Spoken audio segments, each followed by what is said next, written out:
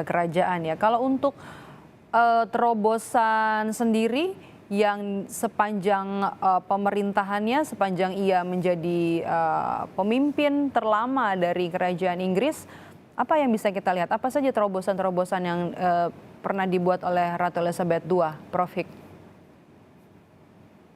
Ya, ini yang kalau kita bicara terobosan tentu kita harus paham bahwa fungsi ratu atau raja tidak lagi seperti masa lalu ya. Sehingga raja atau ratu di Inggris ini tidak memegang tampuk pemerintahan. Tetapi dia akan semacam memberikan endorsement, lalu kemudian juga melakukan pengangkatan terhadap Perdana Menteri secara seremonial dan lain sebagainya. Sehingga tentu terobosan-terobosan itu tidak bisa kita lihat bagaimana kalau misalnya seseorang yang menduduki jabatan kepala negara kemudian bisa membuat kebijakan-kebijakan di pemerintahan.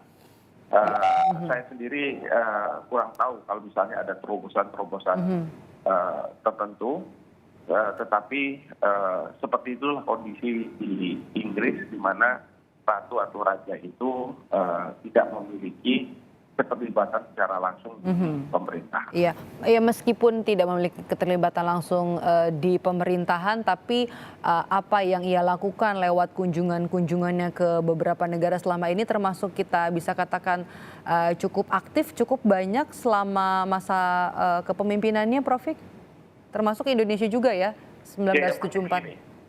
Iya, saya melihat beliau punya concern terhadap apa yang terjadi di banyak negara berkembang ya, masalah kelaparan mungkin, lalu kemudian juga bagaimana beliau berharap bahwa Inggris bisa membantu banyak negara berkembang, terutama negara-negara yang tergabung dalam negara makmuran, lalu kemudian kunjungan-kunjungan yang memberikan inspirasi kepada banyak negara untuk melakukan perbaikan-perbaikan di negaranya, terutama di negara-negara persemakmuran, karena negara persemakmuran ini kan tidak semuanya seperti Australia atau Kanada begitu ya, tetapi juga ada di negara-negara di Afrika gitu yang memang perlu mendapat perhatian dari pemerintah Inggris karena mereka dulunya memang bagian dari tanda kutip Inggris gitu ya melalui imperium ini. Nah, jadi hal-hal yang seperti itu kita bisa lihat. Tetapi juga di dalam negeri juga kita lihat bagaimana sentuhan dari seorang ibu terhadap rakyat Inggris itu juga sangat diapresiasi oleh rakyat dalam negeri. Ya, dan juga bagaimana beliau meminta kepada anak-anaknya, cucu-cucunya untuk juga lebih dekat dengan masyarakat, ya. Jadi tidak berarti bahwa kalau orang ratu atau pangeran itu mempunyai jarak terhadap rakyat. Belum lagi juga beliau mencontohkan cinta sejatinya dengan Pangeran Philip yang terlebih dahulu sudah almarhum, di mana beliau sangat menjaga hubungan suami dan istri.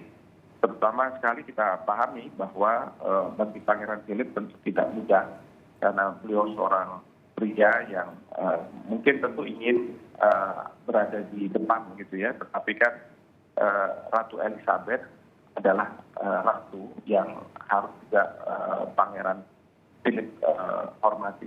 Nah, hal yang seperti ini memang ya keduanya ini mampu untuk melewati masa-masa yang sulit dan memahami satu sama lain.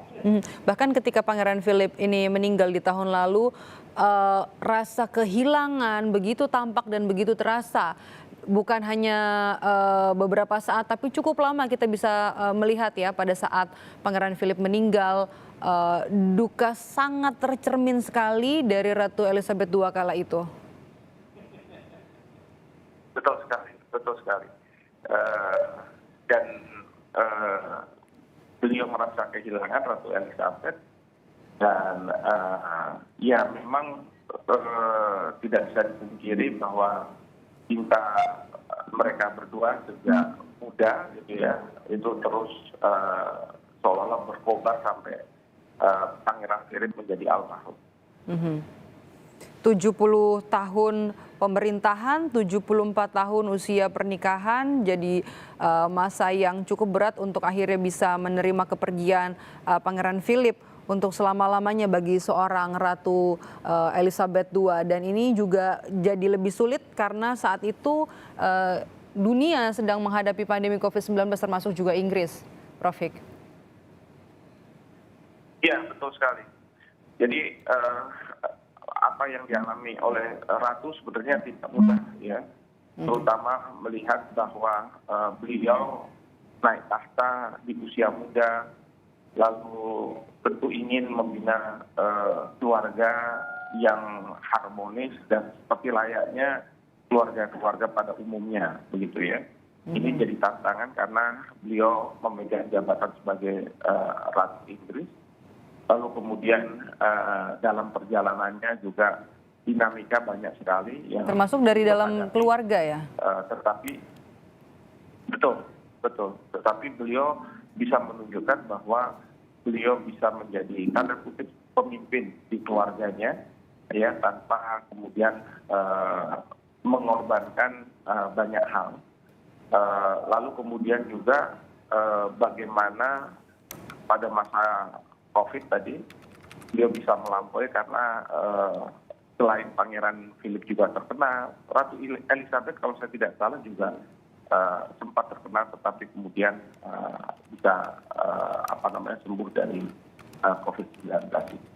Jadi memang beliau saya melihat sebagai seorang wanita yang sangat kuat, wanita yang mampu untuk menghadapi panggilan sejarahnya sebagai seorang ratu yang mungkin pada saat itu juga beliau tidak sama sekali berekspektasi bahwa beliau akan menjadi seorang ratu Inggris, dan beliau dengan improvisasinya mampu melakukan hal-hal yang terbaik tidak hanya saja untuk Inggris tetapi juga untuk rakyat Inggris maupun negara-negara persemakmuran dan dunia.